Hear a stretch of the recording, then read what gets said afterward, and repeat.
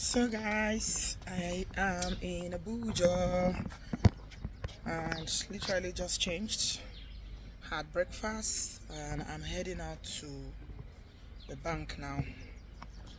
This is the outfit I'm wearing. So if you like any of these outfits I'm wearing, yeah, they are from Chiman clothing, made by my friend. They are very casual, like you can see. This is so casual, but very, very, very beautiful, if I can say so myself.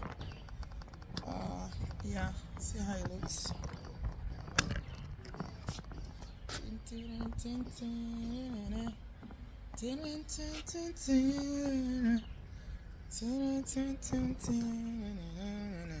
So if you want to make any of these outfits yet, just send a message to this number on the screen. Send a DM on Instagram to Chima Clothing, Chiman_clothings, and she'll hook you up. You know, when in Nigeria, I like to wear all this Ankara. Oh, the lovely styles. Nigeria has styles. People here hardly wear, except when civil servants are going to work, or bankers or corporate people. This is what people wear, outfits like this. So I had this one made. All of this was made for me before I got to Nigeria, so I've just been rocking them since I came. I'm in Nigeria, so just gonna be rocking them. Rocking. I don't ever slow up, no I don't take shit. I got no love for the fakeness. If you wanna play tough and wanna hate this, I'll always show up. I don't ever slow up, no I don't take shit. I got no love for the fakeness. If you wanna play tough and wanna hate this, I'll always show up and make a statement. I don't ever slow up, no I don't take shit. I got no love for the fakeness. If you wanna play tough and wanna hate this, I'll always show up and make a statement. Everything I do so instinctive and so passionate. Every word I move so descriptive like an adjective. I got a vendetta against people who patented being negative when you should be getting after it.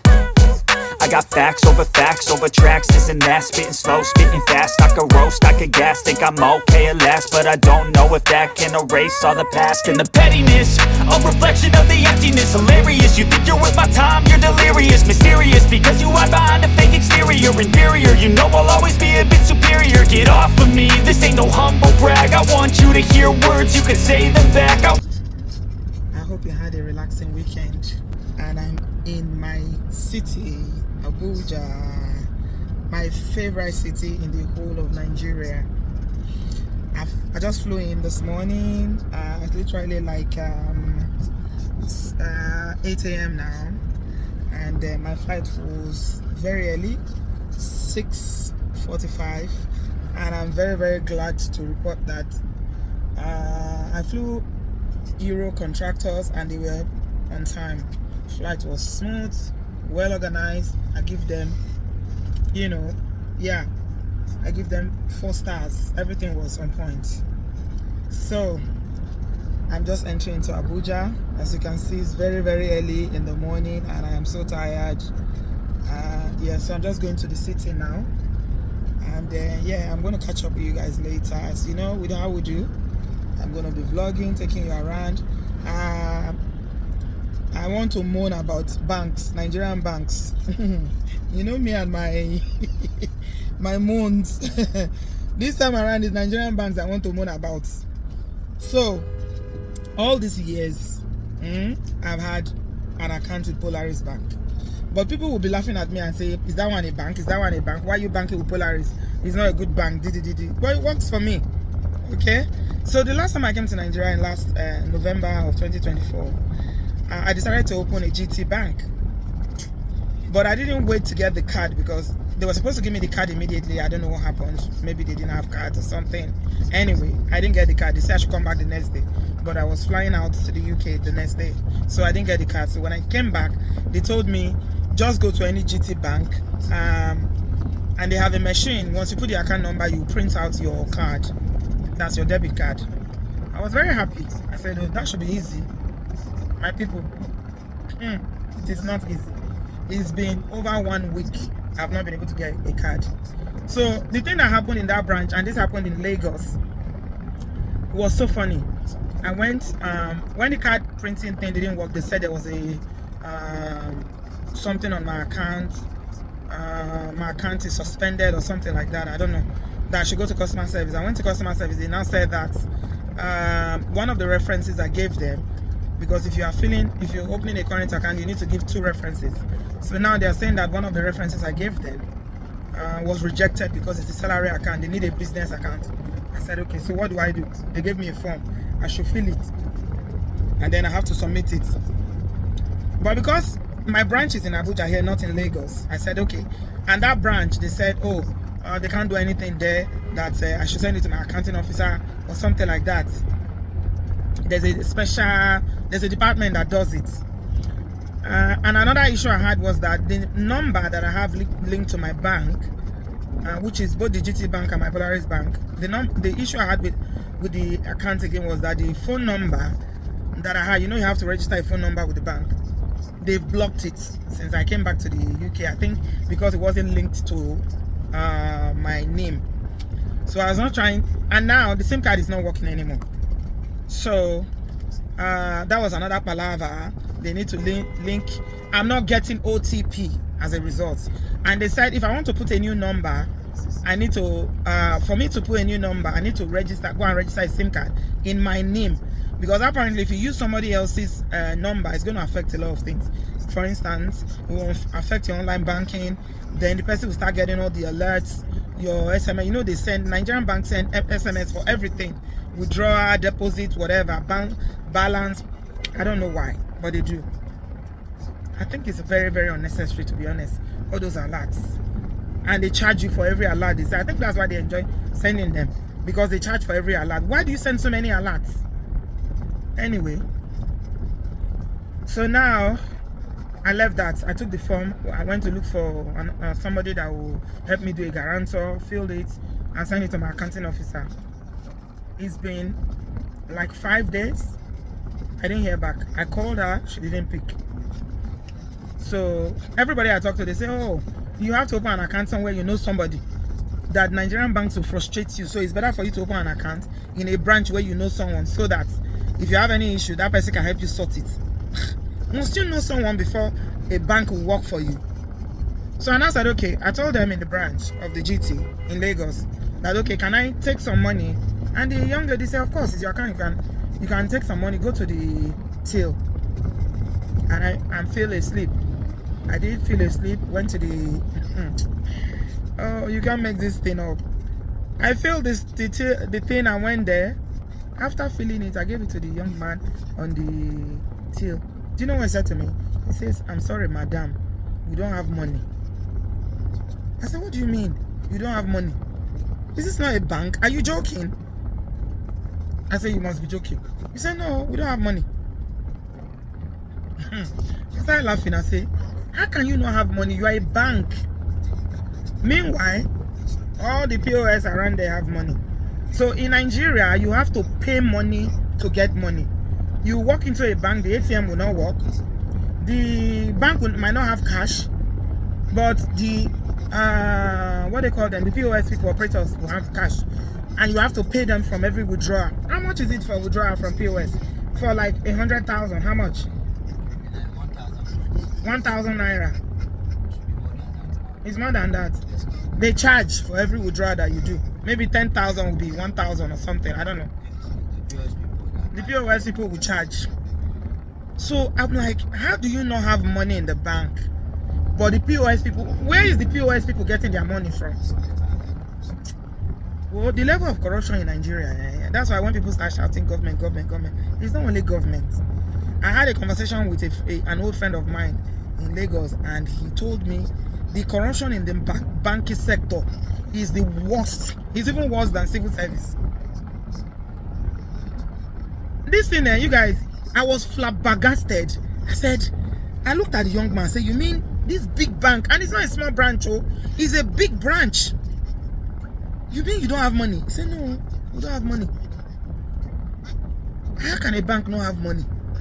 So apparently what they do is that all these regional or whatever managers, GM, whatever they call themselves, will go and have POS operators. They'll buy their POS. It's the business for them. They will give them POS and be giving the cash to them so that they will be making money. It's only in Nigeria that you have to use Naira to buy Naira. You use Naira to buy foreign currency. You use Naira. Every Naira withdrawal, because people go to POS, you have to pay. So you see, they make money from it. That's why the banks never have money. And then this, my friend, started telling me that if you know what is going on in the banks, how bank managers, when you do a deposit and you know they want to take a part of it, they will report you to EFCC. EFCC will start investigating you, stressing you, because by the time maybe the person is doing some, maybe the person cannot explain how the money came about, then if you settle, you know, everything in Nigeria is settled now. When you settle the EFCC officer, they will now settle the bank person. I was like, wow. So come out for my people. I went to Polaris Bank, my bank that, you know, even though people say, oh, this is a raggedy ass bank, why are you using it? I say, I've been using it for over maybe 15 years. So now I have a card from the Polaris, right? I went there, and it's a new card because the last time I came to Nigeria, I forgot my card in the UK, so I had to go to a branch to get a card, a new card. I didn't know that if you get a card, apparently you have to, how did they say it? Activate it. You know, we don't activate card in the abroad, so me, I didn't know. There is a machine that they told me to go and activate it. I went to the machine. Two of the machines were not working in Abuja now. That's when it happened. The machine was not working, so obviously I was traveling the next day. I just left it.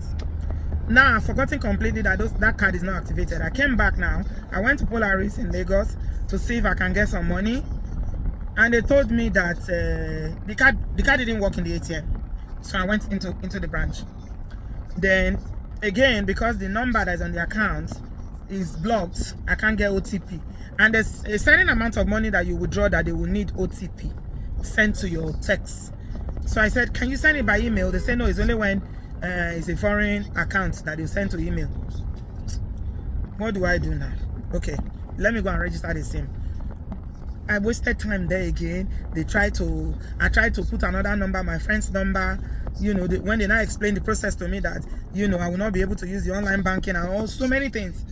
It was a whole process to put it in my friend's number. It's a whole process to change it back again to the old number that I don't have anymore. You are confused, right? Yeah, I'm confused too. I just told her, I said, you know what, leave it.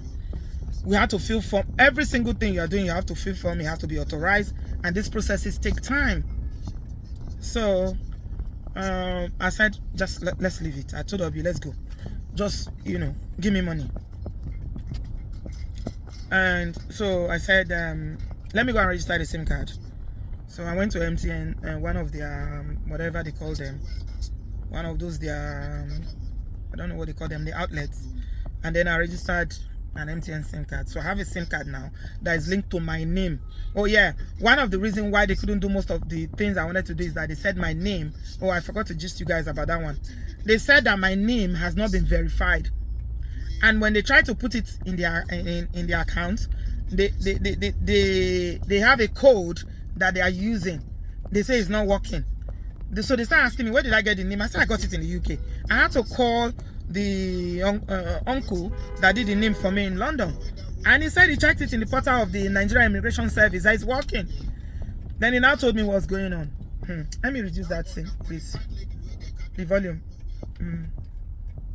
He now told me that apparently there's the banks are making money from all those text messages, because you know from every text message that you send they will charge you 20 naira.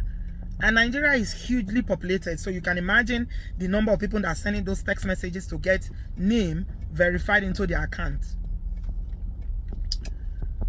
But the people that are issuing the name had already told the banks not to use that system because it's an old portal, but they keep using it. That day we're using Obi's phone. I don't know how many text messages we sent. She must have sent maybe like 20 or 25 text messages. So imagine Nigeria that is so populated. You have maybe 200,000 people sending text message and they are taking 20 naira. Imagine at the end of the day what they are making. So they keep using the system that the national ID card people told them not to use again because they are making money from it. So I didn't manage to do my name to my banks. So as I'm coming into Abuja now that I have a SIM card, by the time I got the SIM card, it was a Friday, it was weekend. and this is Monday morning, so I couldn't do anything. I'm going straight to GT Bank now. That's where I'm just going to go straight to the bank and see perhaps if I will be able to get the accounting officer to verify my, what's it called, to accept the reference and then link my name now that I have a SIM card and allow me to give me a debit card so I can withdraw money.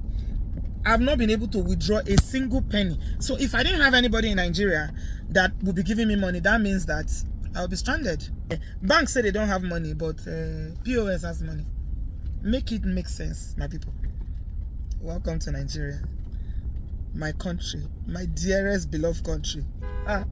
We move.